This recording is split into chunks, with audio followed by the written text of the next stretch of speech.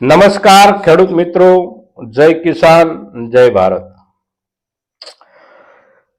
ખેડૂત મિત્રો, આજે આપણે જે વાત કરવી છે એ વાત આપણા કૃષિ ધિરાણ માળખાને લગતી જે આખી વ્યવસ્થા છે એ વ્યવસ્થા વિશે સામાન્ય રૂપમાં નવો ફેરફાર થોડો જે આવવાનો છે એને ધ્યાનમાં લઈ અને આપણે ચર્ચા કરવી છે. ખેડૂત મિત્રો, મોટા ભાગે કૃષિ ધિરાણ મેળવતા આપણા જે ખેડૂત ભાઈઓ છે, પછી એ આપણી સ્થાનિક સહકારી મંડળીમાંથી પાક ધિરાણ લેતા હોય કે બેંકો પાસેથી પાક ધિરાણ લેતા હોય, આ તમામ ખેડૂતો નાબાર્ડ શબ્દથી લગભગ પરિચિત હોય છે. તેમ છતાં પણ નાબાર્ડ એ શું છે, કઈ સંસ્થા છે, એના વિશે પણ આપણે થોડો પરિચય મેળવી લઈએ. નાબાર્ડ એટલે કે national bank for agri and rural development, અને આ જે શબ્દો છે એના કેપિટલ લઈ અને નાબાર્ડ શબ્દ બનાવવામાં આવ્યો છે. એનું ગુજરાતી આપણે જો સમજવા માંગતા હોઈએ તો એનો ગુજરાતી અર્થ છે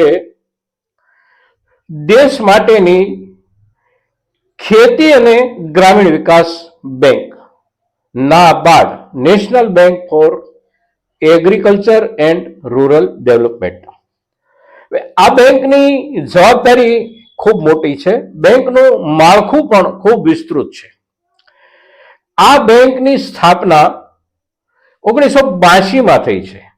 ત્યાર પહેલા રાષ્ટ્રીય કક્ષાએથી કેવળ ને કેવળ કૃષિ ધિરાણ માટેની કોઈ અલગ બેન્કિંગ વ્યવસ્થા નહોતી.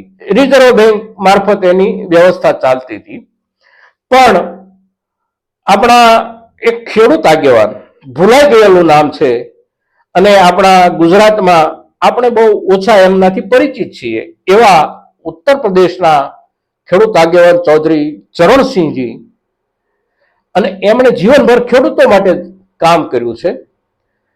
એમનો આગ્રહ હતો કે ખેતીવાડીના ધિરાણ માટેની એક અલગ રાષ્ટ્રીય બેંક હોવી જોઈએ, અને એને માટેના એમના પ્રયાસો હતા. એ જ્યારે વડાપ્રધાન બન્યા, બહુ ટૂંક સમય માટે વડાપ્રધાન હતા, પરંતુ એ દરમિયાન એમણે બહુ ઝડપથી પ્રયાસો કર્યા અને એ માળખું તૈયાર થયું, અને એ માળખું 1982 થી નાબાર્ડના નામથી કાર્યરત થયું. નાબાર્ડ સરકાર પાસેથી એટલે કે રિઝર્વ બેંક પાસેથી ધિરાણ લે છે, અને એ ધિરાણ દરેક રાજ્યની રાજ્ય સહકારી બેંકોને આપે છે.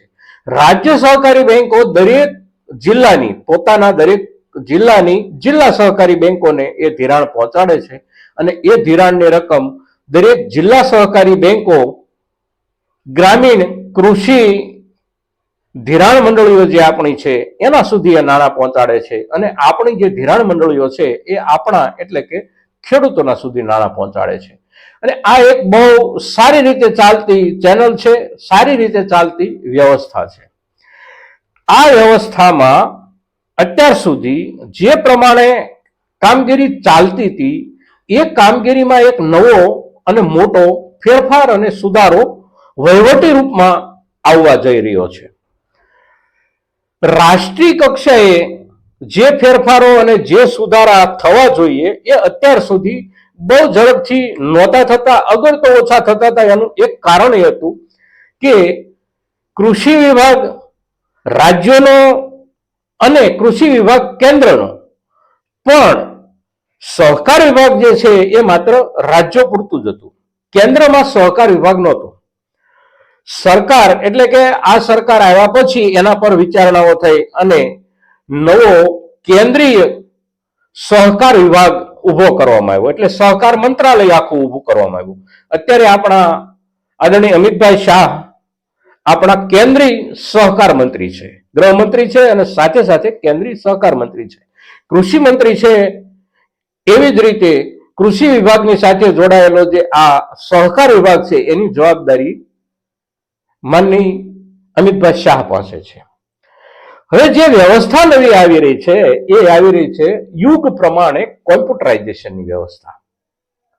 સમગ્ર દેશની પ્રાથમિક ધિરાણ મંડળીઓ, સમગ્ર દેશની જિલ્લા સહકારી બેંકો, સમગ્ર દેશના દરેક રાજ્યોની રાજ્ય સહકારી બેંકો અને એ સિવાય ગ્રામીણ અને કૃષિ વિભાગમાં કામ કરતી દરેક સહકારી સંસ્થાઓને કોમ્પ્યુટરાઇઝેશનથી જોડી અને કામગીરી છે એ ખૂબ ઝડપથી થઈ શકે, પૂરેપૂરો ડેટાબેઝ તૈયાર થાય અને એ ડેટાબેઝના આધારે ખેડૂત અને સંસ્થાઓ બહુ નજીકથી જોડાઈ શકે, ઝડપથી કામ થઈ શકે અને સારું પરિણામ મળી શકે. તદ ઉપરાંત જે સિવિક સેન્ટરો ચાલે છે, સિવિક સેન્ટરો એટલે કે સિવિલ સેવા માટેના, નાગરિક સર્વિસ માટેના જે કેન્દ્રો ચાલે છે, સાધારણ રૂપમાં આપણે એને સમજવાનો પ્રયાસ કરીએ તો આપણે જે આધાર કાર્ડ માટે કામ કરતા હોઈએ, પાન કાર્ડ માટે કામ માટે જતા હોઈએ, આયુષ્માન કાર્ડના કામ માટે જતા હોઈએ તો એ જે સેન્ટરો પર જઈએ છીએ એ સેન્ટરો એટલે સિવિક સેન્ટરો.